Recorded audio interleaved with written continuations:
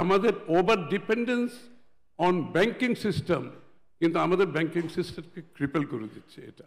এই জন্য আমরা ক্যাপিটাল মার্কেট ডেভেলপ করার চিন্তা করছি।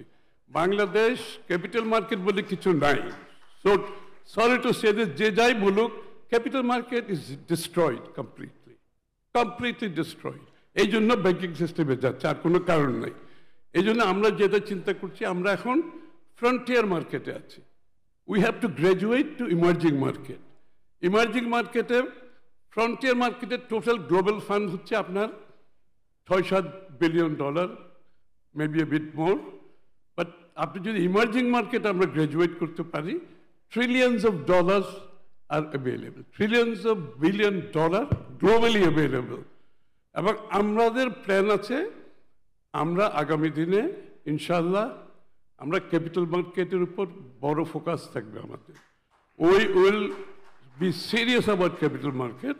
কারণ বিএনপির সময় আপনার একটা জিনিস আমাকে বলতেই হয়, আমরা কিন্তু এসইসিতে কোনোদিন পলিটিক্যাল অ্যাপয়েন্টমেন্ট আমরা বিএনপি করিনি, আপনারা লক্ষ্য করবেন। এই জন্য বিএনপির সময় কোনোদিন ক্যাপিটাল মার্কেটে ধস নামে নাই, ক্যাপিটাল মার্কেট স্ক্যান্ডাল হয় নাই কোনো সময়। বিএনপির সময় গভর্নর, আমরা কোনো সময় পলিটিক্যাল ডিসিশন নিয়ে গভর্নর অ্যাপয়েন্টমেন্ট করি নাই।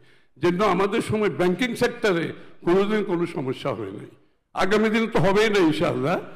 আমাদের সময় হয় নাই, আমি গর্ব করে বলতেছি না ব্যাংকিং সেক্টরের প্রবলেম হয়েছে না ক্যাপিটাল মার্কেটে হয়েছে।